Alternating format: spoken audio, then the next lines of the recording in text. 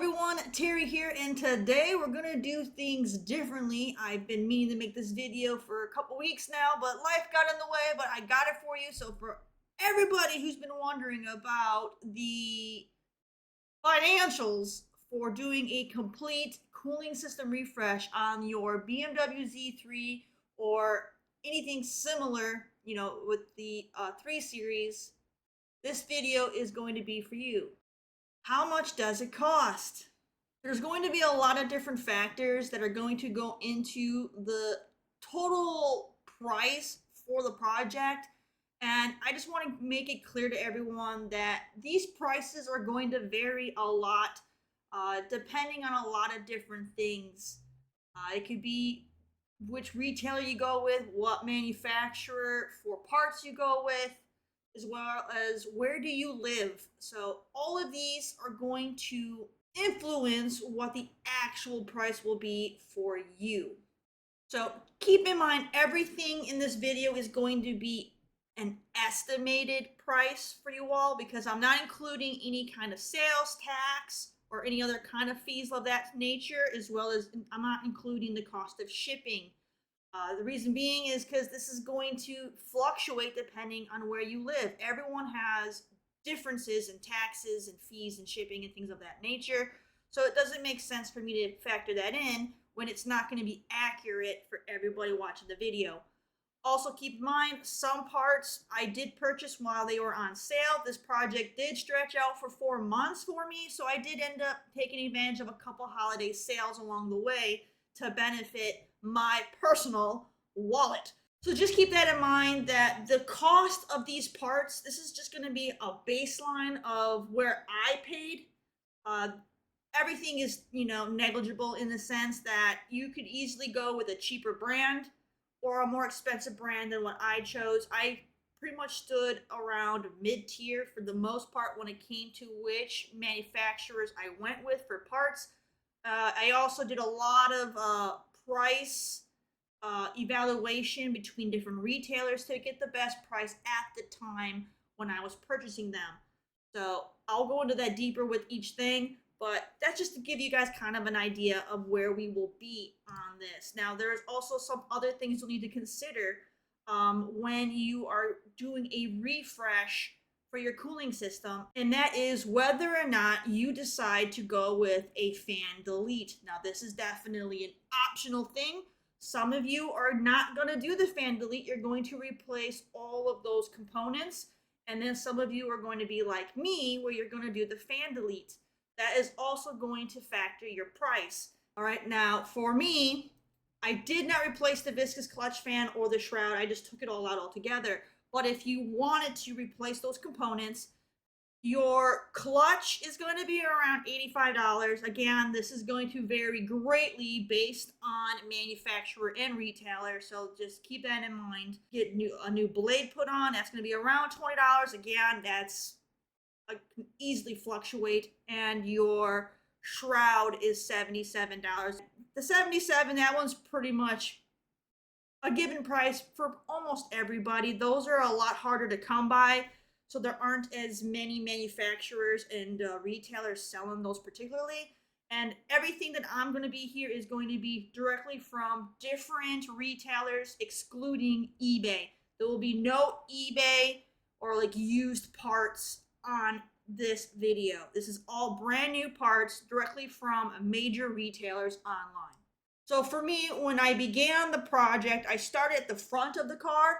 So that's going to be everything that's attached to the front of the engine. So now I'll just kind of really quickly go over some of those parts that I had to deal with. One of them was, of course, the water pump. I went with the Beck & Arnley brand myself. I wanted to make sure I had the metal impeller to get rid of the OEM composite impeller that came stock with the car. So for that Beck & Arnley, I paid $45, and I bought that through Summit Racing. There are other retailers that will sell that same brand. If you want the Beck & Arnley like I got, you can get it elsewhere. I just happened to buy it from Summit Racing for around $45. I also had to replace the water pump pulley, which was about $28, and that's on the cheap end. That was a cheap aluminum one from Euro Parts. That's gonna vary whether or not you go with aluminum or if you stick with the composite. I highly recommend you go aluminum. And the manufacturer is going to fluctuate on price, but $28 is what I paid at the time for the Euro aluminum pulley. And then because I did the fan delete, I also had to pay for the fan delete nut that spins on the end of the water pump where the clutch for the fan would go to keep the threads clean. That was $12 for me, as well as I had to get some replacement bolts and washers for that pulley. Those were $9 to get to get all of them for that, because those tend to get rusted out. Mine were actually in good shape, but I changed them anyway. That's just something to factor in. The next thing is the thermostat. Now, I ran into some issues here because I bought an aftermarket aluminum one, which didn't work out for me, so I ended up wasting a lot of money there. I'm not going to include any of the parts that were trial and error for me, because now that you guys have been able to watch my videos, you've seen what stuff I tried, what stuff worked, what stuff didn't work. This is just going to be a cut and dry, what stuff did I use that actually worked, so you can just skip to those parts and save yourself some money. So that being said, after I had gone through all of my thermostat woes, I went ahead and went with a Molly thermostat, and that was a $42 thermostat, which is a very good, reasonable price for these. And I'm, pleased with it. It's got a lot of great reviews, and everything was able to connect to that just fine. I don't have it in there, but you could also replace the bolts that attach the thermostat housing if you want to. I didn't do that, but I would have estimated the cost for that would probably be around $10 to get all those replaced as well. All right, so then once you get all that done, the next step for me was, taking care of the belts. Mine ended up getting kind of shaved off a bit when the fan bent and the water pump bent and the fan actually made contact with the drive belt. So I ended up just replacing both of my belts. Again, if your belts are in really good shape, this would be optional. You wouldn't have to change these, but in my case, one was broke and I figured if I had to do one, I might as well just do both. And these are very reasonably priced. I went ahead and got Continental brand belts. The serpentine belt was about $16 and the AC compressor belt was about $10. I think I bought mine from Auto House AZ. There's going to be a lot of different hoses in this project. I'm just going to cover every single hose there is. So you're going to have the 2 radiator hoses, as well as all of the hoses that are going to connect from your reservoir to the heater core and the water valves and whatnot like that.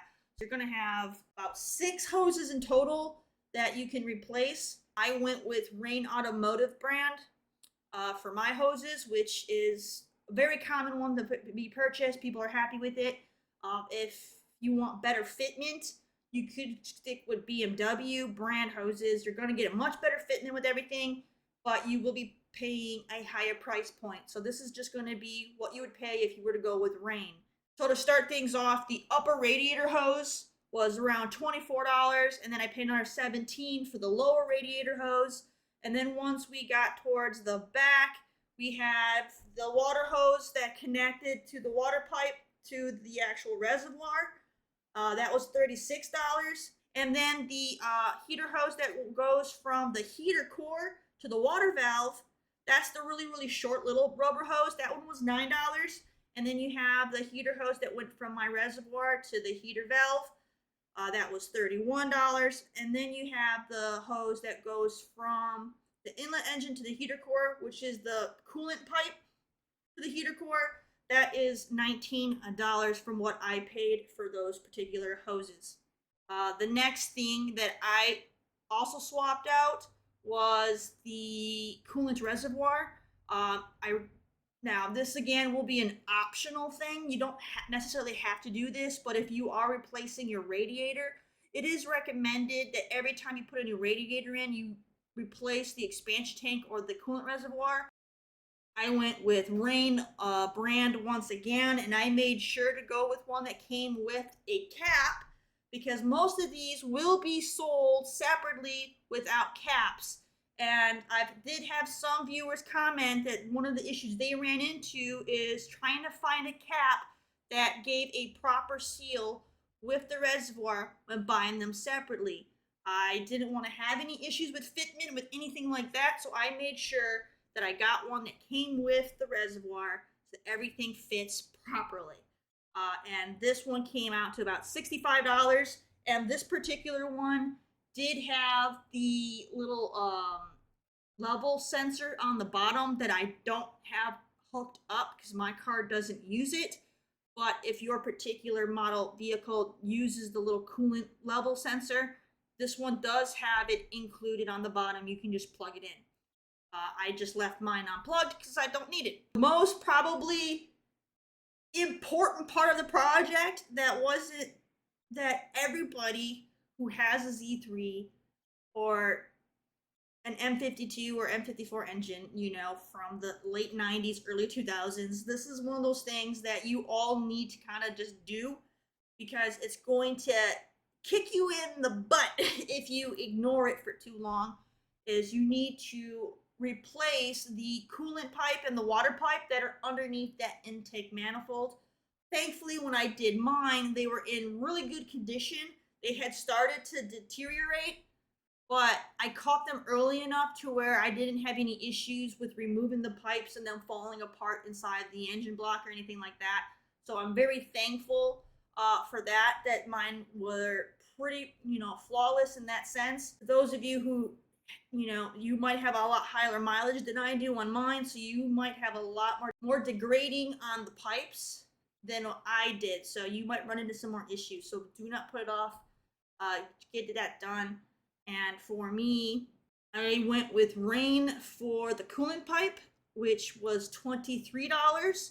And then I went with the aluminum upgrade version for the water pipe. That one was from Euro Parts.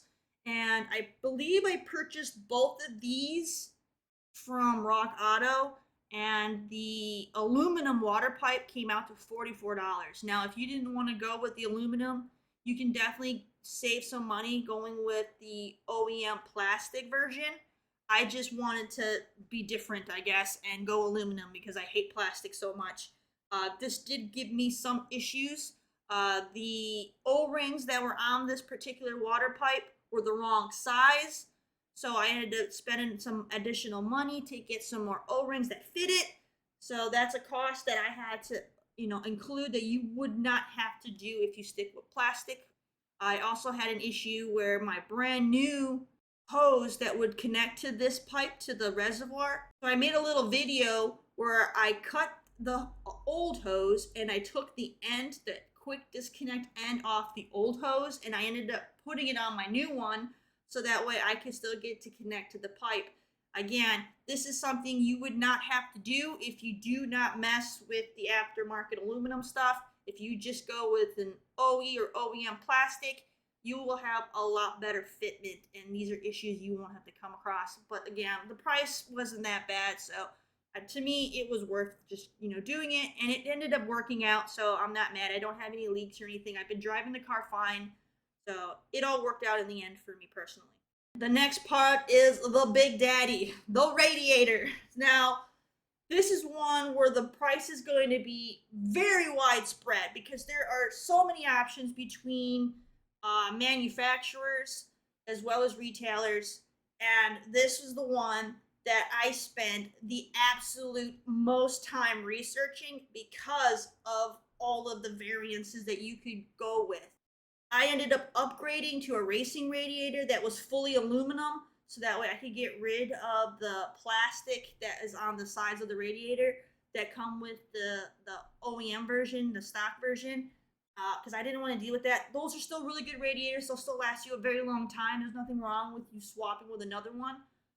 If you decide to do that, just get like a Nissan's brand radiator and swap that and you'll be fine. And those are pretty inexpensive. Now for me, I went with Koyo, and it was a aluminum radiator that's specifically for the 6-cylinder, and this one is actually made for the E30 as well as the E36, but it does fit in your Z3, And this particular radiator is for the 6-cylinder models only. So for those of you who had the 4-cylinder, you'll have to do some research on a different radiator. I ended up purchasing my Koyo radiator from Evasive Motorsports, which is based out of California. They had the best price I could find, and they offered free shipping. And nobody else was doing that. So I saved a ton of money purchasing my radiator through that retailer, and I'm so happy that I found them because it was definitely worth it. It was $274 with free shipping to get that radiator from Evasive. If you were to go with Turner or FCP or Beamer Bum, or if you go with any of the other ones, they're going to be charging you over $300 for the exact same radiator, and most of them will not give you free shipping. So this is a big box, okay? So it's gonna get expensive really quick. I think Beamer Bum wanted over $330 for it, and I think I had to pay shipping as well. So I didn't want to go that route. And then again, everybody wanted over $300, so I wasn't doing that. Evasive Motorsports came in clutch for me. $274, free shipping, worth it. Definitely worth it. So if this is the radio you want and you have the 6-cylinder, go through them. I'm not partnered with them or sponsored or anything like that. They just had the best price and the best customer service.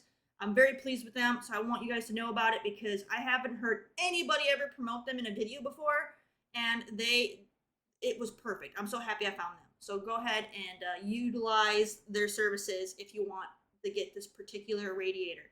I also had upgraded to aluminum clamps, radiator brackets from Garagistic, and those were $55. Now again, that's optional. You don't have to go that route. They do come in the aluminum color like I got. They also have like a black and a red version. If you want to do a little bit more customization, you can go ahead and do that. And the different colors are going to be a little bit more expensive as well, so keep that in mind. Or you could just stick with the plastic ones that came with your car, and as long as you didn't break them when you took your radiator off, you could just reuse them and you can save yourself some of that cost. So then after I spent the $55 then on those aluminum brackets, I also replaced all of the rubber upper and lower radiator mounts. And to get the 2 uppers and the 2 lowers, it came out to about $4 total to get those. They're inexpensive, so I replaced all those. Again, that is optional. You could reuse the old ones if they're still in good condition, so you can save there. And then I also had to get some rubber spacers that cost me $4. I had to go to Lowe's and get some like washers that go inside a garden hose, and I used those to add some additional spacers to the lower radiator mounts because my radiator kept sinking down too far and the clamps wouldn't actually clamp to it. Even if I had gone back to the OEM plastic clamps, it wasn't working. So adding a little bit of a spacer to it gave me better fitment. So that worked out great. And I also, because I did the fan delete, I had to switch the auxiliary fan switch, which was a $37 little switch. And that was so that way I could have the 80 to 88 degree Celsius switch. So that way my auxiliary fan will kick in sooner if the need arises, so I can keep cooling the system down. Again, that is optional. If you are not doing the fan delete, you can just take the auxiliary switch off of your old radiator and just put it right into your new one, and you can save some money there as well. And then after that comes some additional things that were, while you're in there kind of a thing that I tackled because I just wanted to have the ease of doing it while I could. And this is where the pricing is going to greatly deviate for this project because not all of you are going to opt to do these things, but I wanted to include them so that way at the end you could see how much of a difference it would be to do it versus not. With that being said, one of the things I did swap out was the crankcase vent kit, your CCV, PCV cyclone system. I did go with a cheaper brand on that one. I bought it on Rock Auto, and it cost me $60, and I got mine without the cold climate like insulating on the hoses. If you can opt to get the cold climate on there if you want, but I went without. $60 for that, and those do get up in the $100 ranges if you want to go with a different quality and manufacturer. But I wanted to stay kind of more mid tier, like I said. So $60 wasn't bad. So I'm happy with that. I did also spend an additional $10 getting a metric O-ring kit. I went to Harbor Freight, spent $10, got a big old kit because during this project I had ran into issues where the one hose wouldn't connect to the vanos. I had to change the O-ring, and then of course my one water pipe had issues, so I had to get some O-rings there, and it was just having to get part numbers for individual O-rings becomes a pain in the neck. So if you don't want to have to try to do all that guesswork, you could just get a $10 metric O-ring kit that has a whole bunch of different sizes that are very commonly used, and match it up and put those in, and you're good to go. All right. Another thing that I did while I was in there is I changed my engine mounts. I went with hydraulic engine mounts, which cost a little bit more than if you just go with the non-hydraulic version. So for the engine mounts, I spent about $100 total. They come out to around $48 to $50 a piece, depending on brand and where you buy them.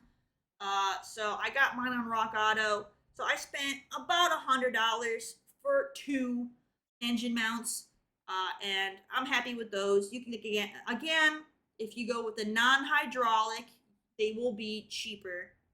So wasn't a bad. I think they're around $30 to $33 on Rock Auto if you go for the non-hydraulic.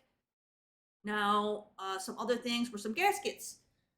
You have to remove your throttle body, so I went ahead and I replaced the throttle body gasket for $4, as well as the intake manifold gasket was $17, because I mean I already had to take that off, so replace all the gaskets. So then, now that we got all that done, we finally can get to the final cost. This is the part that everyone is wanting to know what it would cost to do this, and this is going to vary greatly for everybody.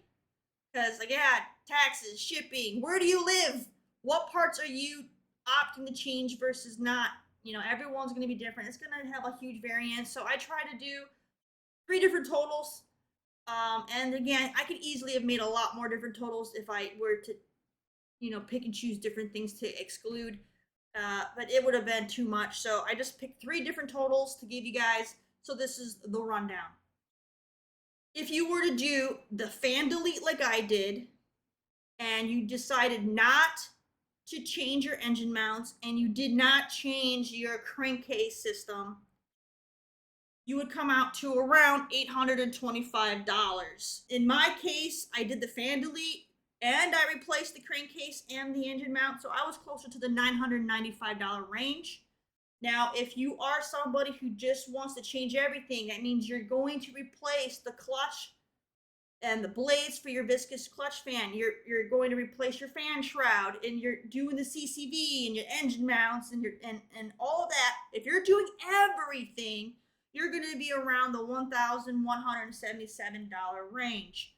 So, you know, so just, you know, we'll just say $1,200. We'll just say $1,200 to replace the whole shebang, to get you up and running again and have everything brand new.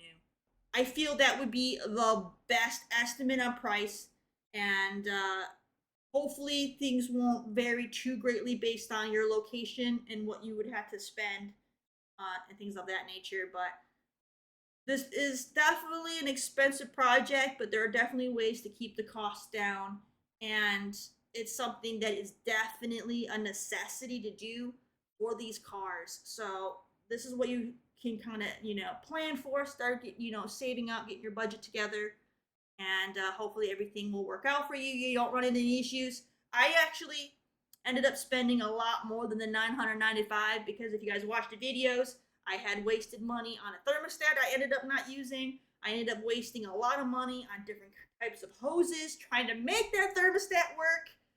So, you know, I wouldn't be surprised if I was to total all that other nonsense up. I probably spent probably closer to the $1,400 range. But just looking at the stuff that I actually used, I'm around the $995. So now you guys know how much it costs to do the cooling system refresh, and you can go ahead and tackle this project yourselves. I want to thank you guys so much for supporting this channel. Again, I apologize for not getting this video out weeks ago like I should have.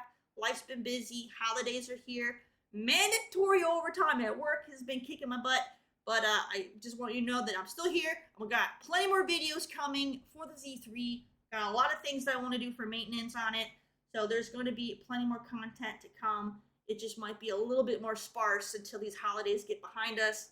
Please subscribe if you haven't done so. Tell your friends and your family, anybody, about the channel that just like car stuff. Even if they don't have a Z3 or a BMW, they just like watching people work on cars. Share it out. You know, they might just find it entertaining to watch. And go ahead and you can also check me out on Instagram at CoolCatTerry. And thank you guys again, and hope to see you all on the next project video. Take care, everyone.